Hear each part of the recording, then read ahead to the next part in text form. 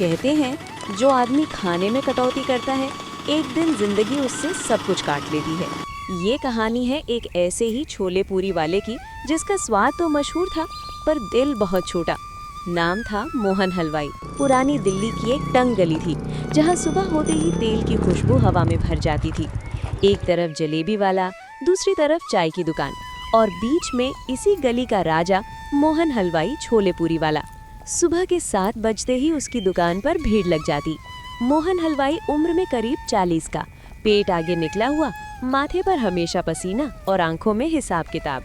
वो हर पूरी, हर चम्मच छोले, हर प्याज के टुकड़े का हिसाब रखता। भैया छोले बचाकर क्या करोगे? थोड़े छोले और डाल दो। अरे भैया दाम वही हैं पर छोले लिमिटेड हैं। पीछे खड़ा बच्चा बोला, अंकल एक एक्स्ट्रा पूरी दे दो ना। मोहन हलवाई की हंसी रुक गई। उसने आंखें तरेरे। एक पूरी मतलब पैसा है तेरे पास? स्वाद में कोई मुकाबला नहीं, पर दिल में तराजू लगा रहता था।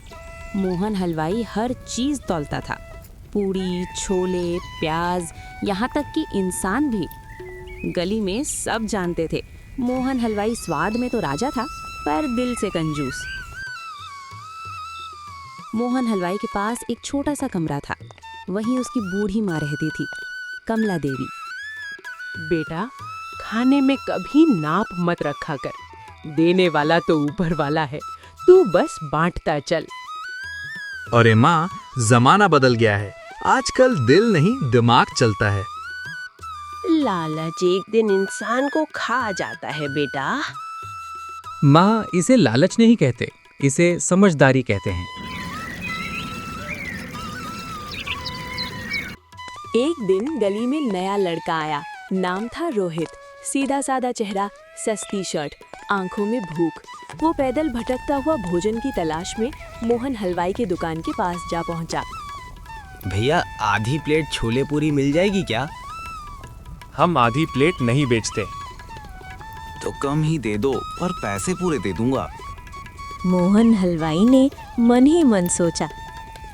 ये तो अच्छी बात है, कम तो दूंगा पर पैसे पूरे लूंगा। उस दिन से रोहित वहाँ रोज आने लगा। उसे मोहन हलवाई के छोले पूरी बहुत पसंद आने लगे। भैया आपके छोले सबसे अच्छे हैं। इतने अच्छे छोले मैंने कभी नहीं खाए। मोहन हलवाई का सीना गर्व से फूल जाता। मोहन हलवाई अब सिर्फ कंजूस नहीं था, वो गणितज्ञ बन चुका था। उसके दिमाग में हर ग्राहक एक नंबर था। एक पूरी 10 ग्राम कम कर दूं तो दिन में 100 प्लेट मतलब 1000 ग्राम बचत। वो मन ही मन सोचकर खुद से मुस्कुराया। अब से मैं यही करूंगा, तभी जाके और ज्यादा मैं बचत कर पाऊंगा। मोहन हलवाई जब भी किसी ग्राहक के लिए प्लेट तैयार करता, उसकी नजर ग्राहक पर ही रहती। कहीं इधर तो नहीं देख रहा। ग्राहक शिकायत तो करते थे, पर लोगों को उसका स्वाद भी अच्छा लगता था। एक दिन एक पुराना ग्राहक बोला, भैया पहले आपकी प्लेट भारी होती थी, आज कुछ कम वजन लग रही है। मोहन हलवाई ने हंसकर कहा, भाई आपकी भूख ज्यादा हो गई है, इसमें मैं क्या करूं? उसकी बातें सुनकर सभी लोग हंस पड़े और वो ग्राहक चुप हो गया। वहीं बगल में जलेबी बेचने वाला उसकी बातें सुन रहा था। सुनकर जलेबी वाला बोला, भाई इतना कटौती मत कर, बद्दुआ लगेगी, ऊपर वाला सब देख रहा है। मोहन हलवाई हंसा और बोला, बिजनेस है भाई, धर्मशाला नहीं है।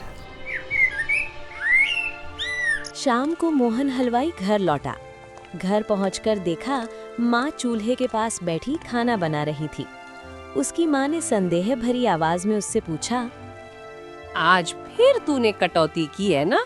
फिर लोगों को कम दिया है ना? आपको कैसे पता चलता है माँ? तेरे चेहरे से ही पता चल जाता है बेटा। जब तू काटता है ना, तब तेरी आंखें कुछ ज्यादा ही चमकती हैं। मोहन हलवाई अपनी माँ की बात सुनकर गुस्सा हो जाता है। माँ पूरी दुनिया काट रही है, मैं क्यों नहीं काटूं? मैं नहीं काटूंगा तो कट जाऊंगा इस जमाने में। जो काटता है ना बेटा, वो अंत में खुद कट जाता है। समय बीतता गया। अब मोहन मसाले में भी मिलावट करने लगा। एक दिन रोहित ने पूछा, भैया इतने पैसे जोड़कर करोगे क्या? बड़ा होटल खोलूंगा। एसी, कुर्सी, बोर्ड, लाइन लगेगी। और अगर सब मिल गया तो क्या खुश रहोगे? इस बार मोहन चुप हो गया, लेकिन उसने बात टाल दी। फिर एक शाम गली में एक बूढ़ा आदमी आया, कमजोर, झुकी हुई कमर, कांपते हाथ। वो मोहन के सामने आकर बोला, बेटा 2 दिन से कुछ नहीं खाया, अगर कुछ खिला देते तो तुम्हारा भला होता। मोहन ने उसे ऊपर से नीचे तक गौर से देखा। उसके फटे कपड़े, कांपते हाथ, खाली जेब। एक पल के लिए चुप रहा, फिर ठंडी आवाज में बोला, पैसे हैं देने के लिए। बूढ़े आदमी ने धीरे धीरे अपनी जेब टटोली, लेकिन जेब पूरी तरह खाली थी। नहीं बेटा, मेरे पास पैसे नहीं हैं, 2 दिन से कुछ खाया नहीं। अगर तू कुछ खिला दे तो तेरा भला होगा बेटा। बूढ़े की आवाज में कमजोरी थी, आंखों में उम्मीद और पेट में भूख साफ दिख रही थी। तभी पीछे खड़ा रोहित आगे आया। भैया मेरी तरफ से खिला दो इन्हें। मोहन का चेहरा सख्त हो गया। उसने एक नजर रोहित पर डाली, फिर बूढ़े पर। रोज का नाटक है ये। एक को दे दिया तो 10 आ जाएंगे। ये दुकान है, लंगर नहीं। गली में अचानक सन्नाटा छा गया। कोई कुछ नहीं बोला। ठीक है बेटा, मैं चला जाता हूँ। वो मुड़कर जाने लगा। चलते चलते उसकी लाठी हाथ से छूटकर जमीन पर गिर गई। कुछ पल के लिए कोई आगे नहीं बढ़ा, और शायद उसी पल मोहन की किस्मत भी कहीं टूटकर गिर गई थी। उस रात जब मोहन घर लौट रहा था तो सब कुछ सामान्य लग रहा था, लेकिन अंदर कहीं एक अजीब सी बेचैनी थी। घर पहुंचते ही उसने देखा उसकी माँ खांस रही थी, ऐसी खांसी जैसे सीने के अंदर से कुछ टूट रहा हो। माँ, क्या हुआ? कुछ नहीं बेटा, बस सांस भारी लग रही है। मोहन घबराते हुए तुरंत डॉक्टर को लेकर आया। डॉक्टर साहब, जल्दी देखिए, मेरी माँ की तबीयत बहुत खराब है। डॉक्टर ने माँ की नब्ज देखी, आंखों में झांका और फिर गंभीर होकर बोला, दवाई तुरंत लेनी होगी, देर हुई तो हालत बिगड़ सकती है। मोहन ने सिर हिलाया, लेकिन उसके दिमाग में फिर वही हिसाब चलने लगा। दवाई महंगी है, अगर 2 दिन और बचत कर लूं। तभी माँ ने उसकी तरफ देखा और बोला, अगर मेरे लिए किसी का पेट काटना पड़े तो मत लेना दवा बेटा। मुझे ऐसे जीना मंजूर नहीं, किसी की भूख छीनकर। माँ की बात सुनकर मोहन पहली बार बिल्कुल चुप हो गया। उसकी आंखें झुक गईं, लेकिन दिमाग अब भी कहीं न कहीं हिसाब लगा रहा था। अगले दिन मोहन ठेला तो लगाता है, लेकिन आज उसका मन काम में नहीं लग रहा था। छोले उबल रहे थे, पूरियां तल रही थीं, लेकिन उसके हाथ हल्के हल्के कांप रहे थे। तभी एक ग्राहक बोला, भैया आज स्वाद थोड़ा अलग है, मन से नहीं बनाए क्या? मोहन ने कोई जवाब नहीं दिया। उसकी नज़र रोहित पर पड़ी, जो रोज की तरह चुपचाप खाना खा रहा था, लेकिन आज उसने ऊपर देखकर भी नहीं देखा। उसका सिर झुका हुआ था। मोहन ने पहली बार सोचा, ये लड़का रोज आता क्यों है? इसके घर में क्या खाना नहीं बनता होगा?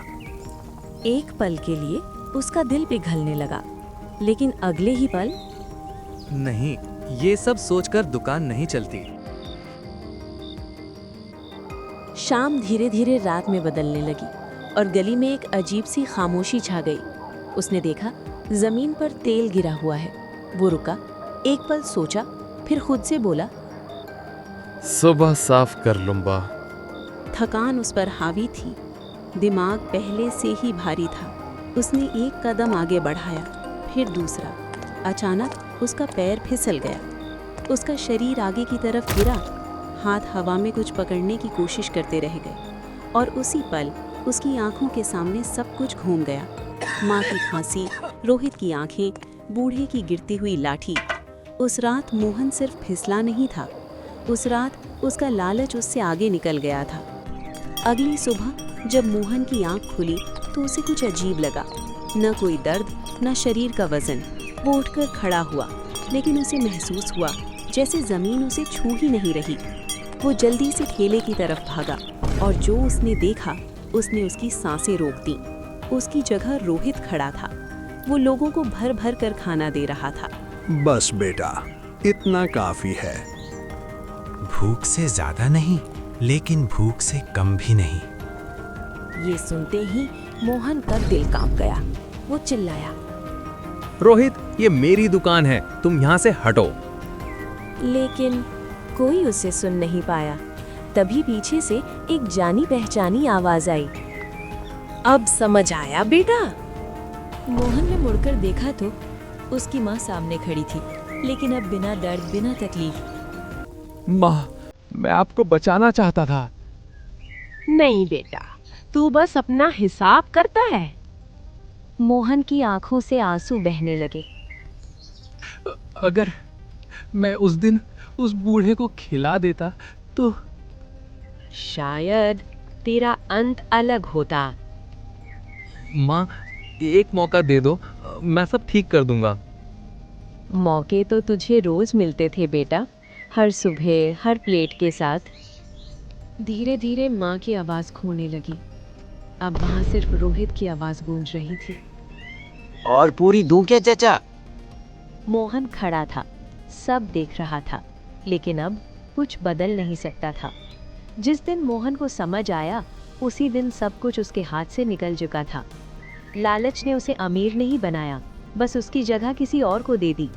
इसीलिए कहते हैं, लालच बुरी बला है।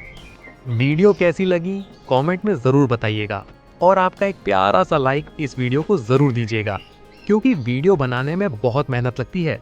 और ऐसे ही शानदार कहानियों के लिए चैनल को सब्सक्राइब करना ना भूलिएगा।